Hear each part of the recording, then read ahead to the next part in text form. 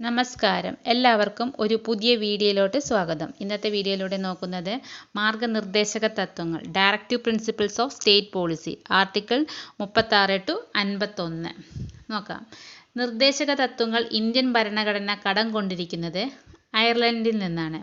നിർദ്ദേശക തത്വങ്ങൾ ഭരണഘടനയിൽ ഉൾപ്പെടുത്തിയ ആദ്യ രാജ്യം സ്പെയിൻ.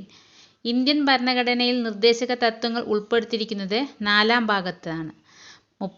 36 മുതൽ 51 വരെയുള്ള വകുപ്പുകൾ. ഇന്ത്യയെ ഒരു ക്ഷേമരാഷ്ട്രമാക്കി മാറ്റുകയാണ് നിർദ്ദേശക തത്വങ്ങളുടെ ലക്ഷ്യം.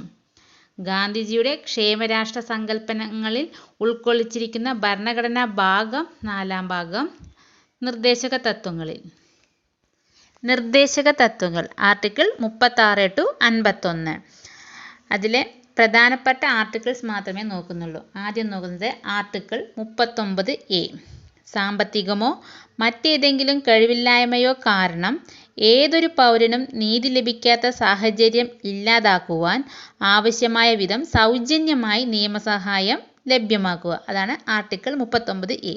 സാമ്പത്തികമോ മറ്റേതെങ്കിലും കഴിവില്ലായ്മയോ കാരണം ഏതൊരു പൗരനും നീതി ലഭിക്കാത്ത സാഹചര്യം ഇല്ലാതാക്കുവാൻ ആവശ്യമായ വിധം സൗജന്യമായി നിയമസഹായം ലഭ്യമാക്കുക. അടുത്തത് ആർട്ടിക്കിൾ 39D. സ്ത്രീക്കും പുരുഷനും തുല്യ ജോലിക്ക് തുല്യവേതനം ലഭ്യമാക്കുക. അടുത്തത് ആർട്ടിക്കിൾ 40. സ്വയം ഭരണത്തിൻ്റെ അടിസ്ഥാനമായി ഗ്രാമപഞ്ചായത്തുകൾ സംഘടിപ്പിക്കുക.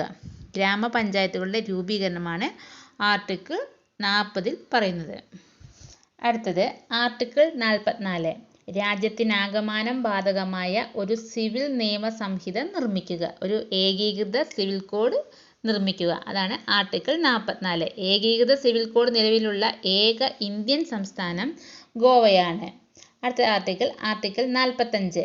ഭരണഘടനയുടെ പ്രവർത്തനാരംഭം മുതൽക്കുള്ള 10 വർഷത്തിനകം 6 വയസ്സുവരെയുള്ള എല്ലാ കുട്ടികൾക്കും സൗജന്യവും നിർബന്ധിതവുമായ വിദ്യാഭ്യാസം നൽകുന്നതിന് വ്യവസ്ഥ ചെയ്യുക.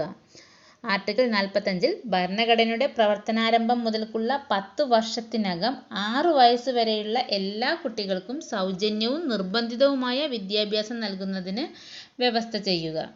അടുത്തത് ആർട്ടിക്കിൾ 47.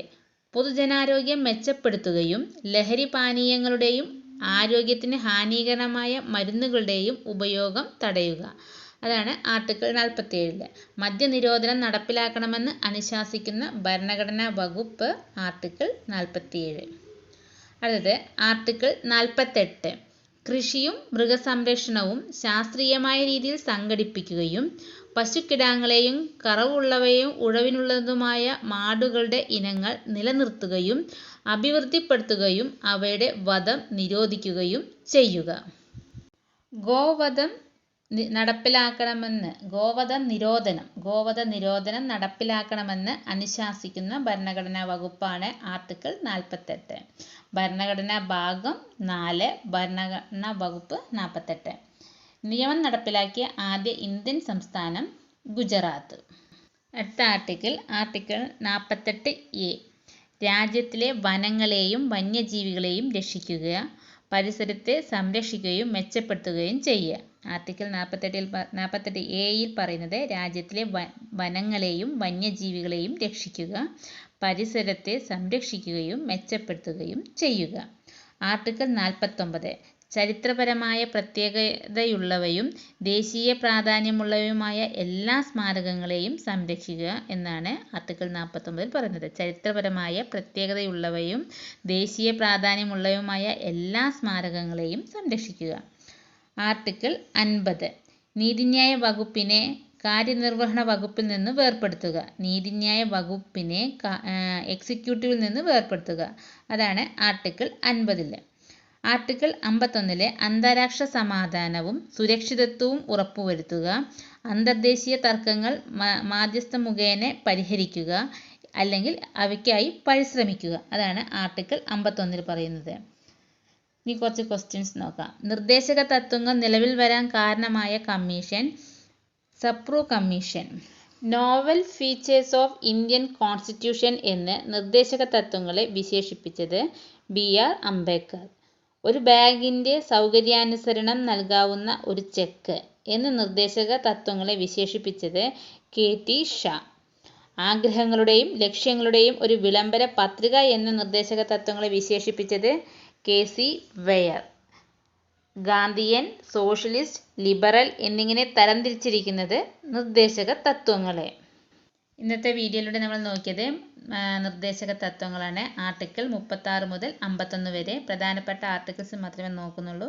അതിൽ നോക്കിയത് ആർട്ടിക്കിൾ 39A, അത് സാമ്പത്തികമോ മറ്റേതെങ്കിലും കഴിവില്ലായ്മ കാരണം ഏതൊരു പൗരനും നീതി ലഭിക്കാത്ത സാഹചര്യം ഇല്ലാതാക്കുവാൻ ആവശ്യമായ വിധം സൗജന്യമായി നിയമസഹായം ലഭ്യമാക്കുക എന്നാണ് അതിൽ പറഞ്ഞത്. പിന്നെ ആർട്ടിക്കിൾ 39D, സ്ത്രീക്കും പുരുഷനും തുല്യ ജോലിക്ക് തുല്യ വേതനം.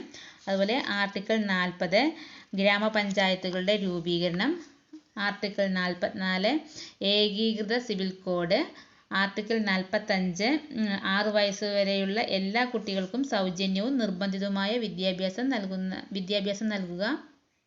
ആർട്ടിക്കിൾ 47, മദ്യനിരോധനം നടപ്പിലാക്കണമെന്ന് അനുശാസിക്കുന്ന ഭരണഘടനാ വകുപ്പ്. 48, കൃഷിയും മൃഗസംരക്ഷണവും ശാസ്ത്രീയമായ രീതിയിൽ സംഘടിപ്പിക്കാൻ. അതുപോലെ ഗോവധ നിരോധനം.